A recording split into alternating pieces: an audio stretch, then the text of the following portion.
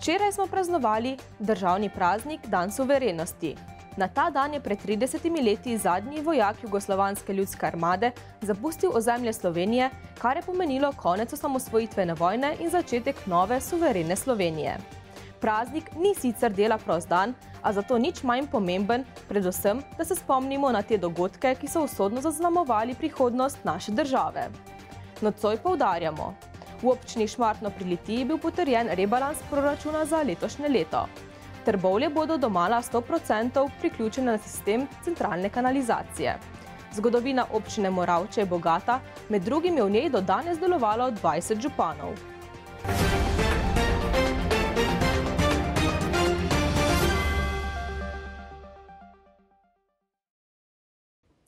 Občinski svet Šmartno pri Litiji je na svoji zadnji, 6. izredni seji potrdil tudi rebalans proračuna za letošnje leto.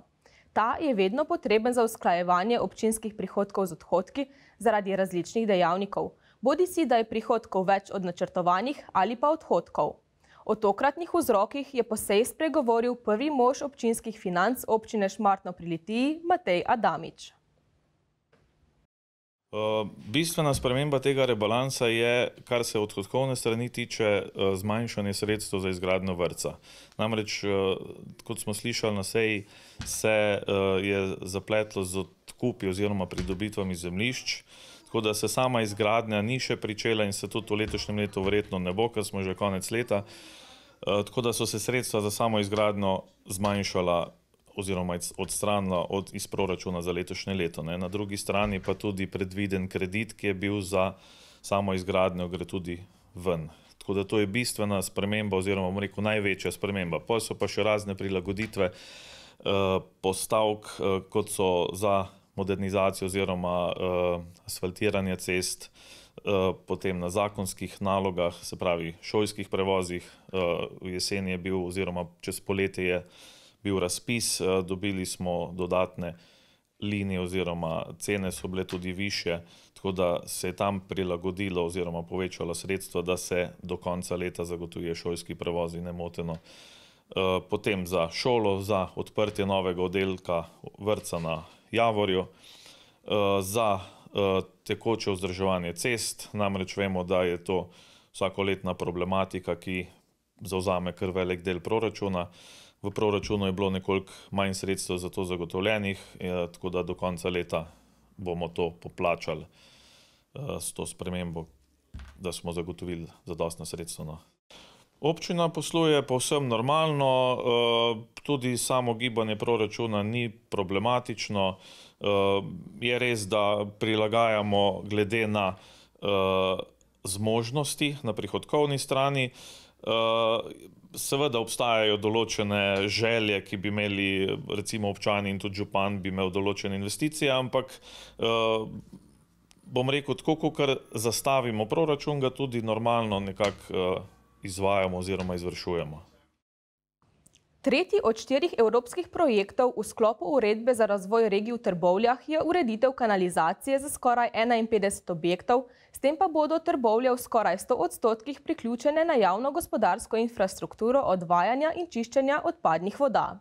Namen projekta odvajanja in čiščenja komunalne odpadne vode v porečju Save v občini Trbovlje zajema izgradnjo kanalizacije na nekaterih območjih občine. Cilj projekta pa je večja priključenost tamkajšnjih prebivalcev na javno kanalizacijsko omrežje. Gre se pravzaprav za to, da bo potem znotraj aglomeracije, torej na območjih, ki so bile določene, kjer moramo imeti pokritost, in torej, da iz vaših hiš in blokov teče, bom tako po domače rekla, vaše fekalije v čistilno napravo, da se prečisti in potem kot čista voda naprej v naravo, bo praktično pokritost občine na tem področju skoraj 99% in to bomo s tem projektom zagotovili. Vsi, ki so izven aglomeracije, pa morajo seveda v čim krajšem možnem času poskrbeti, da njihove fekalije ne odtekajo v naravo in ne na način, ki ni dovoljen. Dela se že izvajajo po nekaterih krajih? Ja, kar na večjih pasovih se dela že izvajajo, zato da bi z mesecem novembrom oziroma v mesecu novembru investicijo zaključili, tako da zaenkrat gre kar lepo po planu. Kako pa je s samimi financami? S financami pa tako, da praktično več kot polovico, 2/3, lahko tako rečem, investicije gre iz drugih virov, torej ne občinskih, približno 360 tisoč gre iz evropskih sredstev, približno 67 tisoč gre iz državnih in okoli 170 tisoč iz občinskega proračuna. Občina Moravče je bila pred osamosvojitvijo Slovenije sestavni del občine Domžale. Vendar pa je bila že mnogo predtem ena od vodilnih upravnih središč regije in njena zgodovina sega mnogo let nazaj v preteklost. Zanimivo je zagotovo dejstvo, da je v Moravčah vse do danes županovalo že 20 županov, ki so imeli skozi čas različne nazive, a po funkciji so bili župani. Tako je pred kratkim sedanji župan dr. Milan Balažic odkril poseben pomnik z imeni vseh moravških mož, ki so vodili in skrbeli za njen razvoj. Ja, najprej mogoče komu od mojih kolegov, sosednjih občin, županov to ne bo všeč, ampak Moravče so 1000 let nazaj in potem nekaj stoletij bile glavni center družabnega in političnega življenja na tem koncu. Preden so nastali rudniki v revirjih, preden so nastale Domžale in tako naprej, med Ljubljano in Kamnikom je bil samo en kraj, ki je veljal za pomembnega. To so Moravče s središčem za celotno življenje, versko, kulturno, družabno, politično. 11 gradov je bilo tu in to je dediščina, ki jo nosimo s sabo s ponosom. Potem nekako se tudi želimo odlikovati in ljudem okrog nas prijazno pokazati to našo dediščino.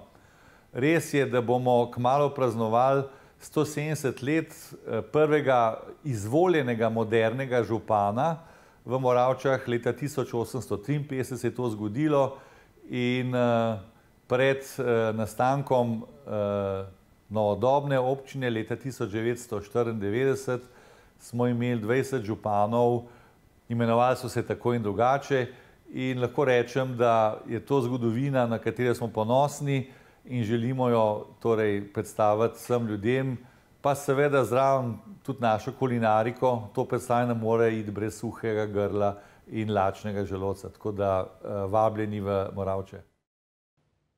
Že 12. leto zapored v okviru Fundacije Svečka poteka ekološko-humanitarna akcija Manj svečk za manj grobov. Glavni cilj te akcije je ozaveščanje ljudi o prekomerni uporabi nagrobnih sveč in preusmeritvi sredstev v nakup medicinskih naprav ter pripomočkov, ki lajšajo in rešujejo življenja. V zameno za prostovoljni prispevek se darovalcem ponudi ekološko zastavico sočutja. O tem, kako bo akcija potekala letos, pa Primož Jelševar.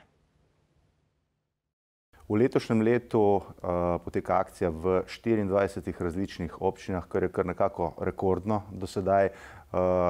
V vsaki občini oziroma kraju, kjer zbirajo, gredo sredstva za lokalne namene za reševanje življenj. Če se osredotočimo tukaj na Zasavje, v Zagorju zbiramo za gospoda Uroša Gorenca, ki se je pred letom poškodoval v prometni nesreči in potrebuje eno tako osebno dvigalo, da bo lahko iz hiše prihajal na normalni teren. V Trbovljah zbira gasilski dom za posebno opremo za reševanje z višin. V Hrastniku pa se zbira za tak modern, sodoben sterilizator. Vemo, da so časi korona krize, kjer je potrebno skrbeti za to osebno higieno in verjamem, da bo v zdravstvenem domu, za katerega zbirajo, to še posebej pomembna zadeva, pomembna investicija. Na področju Litije, Šmartna pri Litiji in Save bodo sredstva namenjena invalidki za v bistvu sofinanciranje posebnega vozila za prevoz. Hkrati se bojo kupili tudi defibrilatorji in mnoge terapije za ljudi, ki jih nujno potrebujejo, pa si jih mogoče ne morejo privoščiti v tem trenutku. Kot navadno, zastavice niso sicer na prodaj, lahko pa jih dobite pri vsaki stojnici. Stojnice bojo namreč na vseh zasavskih pokopališčih. V teh dneh, v bistvu smo z akcijo že začeli, v tem vikendu, tudi med nekaterimi dnevi med tednom bojo, vsekakor pa sobota, nedelja in ponedeljek pred pokopališči. Zastavica nima cene, vsakdo jo lahko dobi, ne glede na to, koliko daruje. Nekateri jo vzamejo potem domov, nekateri pustijo na pokopališčih, nekateri pa tudi ne potrebujejo, ker vejo, da so že sam darom naredili tisto, kar je potrebno akciji. V Kulturno-umetniškem društvu Jevnica so letos po enoletnem premoru ponovno organizirali tradicionalno prireditev v hvaležnost jeseni. Ta prireditev ima med vsemi v Jevnici najdaljšo tradicijo, saj se je letos odvila že 29. Dogajanje se je začelo z odprtjem razstave kmetijskih pridelkov in izdelkov in nogometnim turnirjem, manjkala pa ni niti kmečka tržnica. Za zaključek je sledila osrednja prireditev s kulturnim programom, podelitvijo priznanj za najkmetijske pridelke oziroma izdelke, razglasitev rezultatov nogometnega turnirja ter nato še svečano rezanje otvoritvenih trakov pred krajevnim simbolom in novimi garderobnimi prostori. Ja, letos je posebno mogoče najprej zaradi tega, ker poteka v tudi zelo posebnih razmerah. Te razmere so seveda COVID, ki spet pritiska, in pa letina, ki ni ravno navdušila.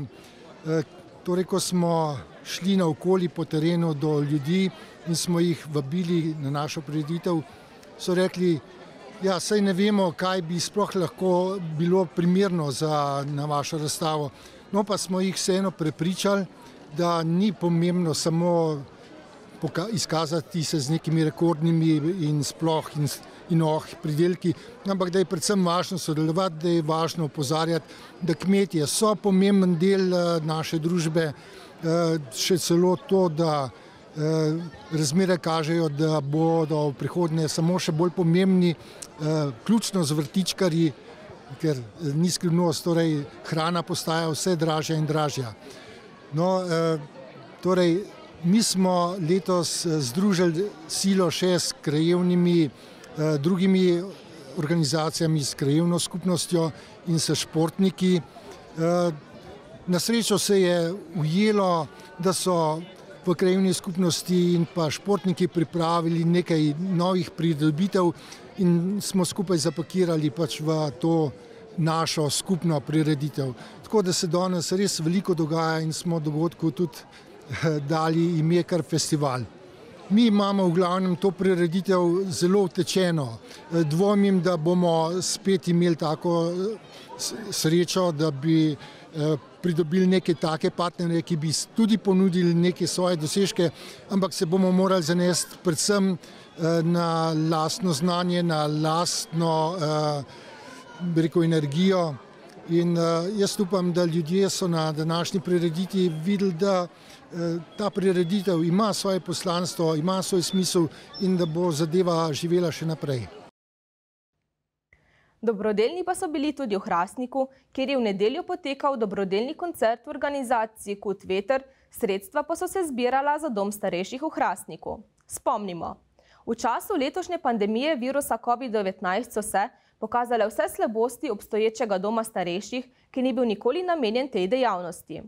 Kljub vsej požrtvovalnosti in pomoči so občani z grozo spremljali nesrečo, ki se je dogajala domskim varovancem, zato se je Kut veter odločil za javno peticijo, s katero so občani Hrastnika od Državnega zbora Republike Slovenije zahtevali takojšnjo izgradnjo sodobnega in novega doma starejših občanov v Hrastniku.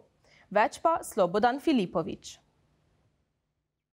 Namen je zbiranje sredstev za naš dom starejših, zato ker v času krize so bili v finančni stiski. V tem je stvar in smo se odzvali na to, kakor že veš, smo prej zbirali podpise in to je zdaj nadaljevanje akcije. Tale koncert smo planirali pred enim letom, ampak zaradi epidemije smo mogli prestaviti.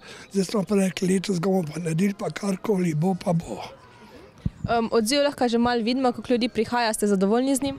Zelo, mislim, jaz upam, da jih bo čim več, ampak ne gre tukaj samo za finančno pomoč. Gre predvsem za bistvo je v tem, da ljudi spomnimo vsake toliko časa, da ne pozabijo, zakaj se borimo, da je cilj še nikakor ni končan in dokler dejansko doma ne bo, ne bomo odnehali na tak ali drugačen način.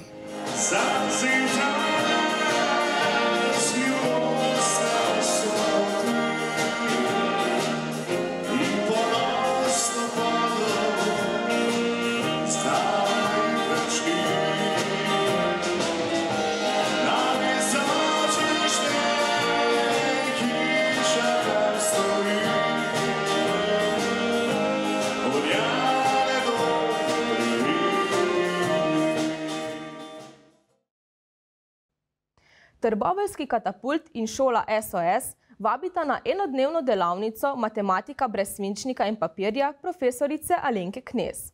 Prva se je odvila že danes, druga pa se bo jutri od 9. do 12. ure odvijala v prostorih katapulta in sicer za 3. razred. Prijave so možne na Facebook portalu, učne metode profesor Knezove pa so zagotovo nekaj posebnega in obetajo dober rezultat. To pa je vse, kar smo pripravili v nocojšnjih novicah.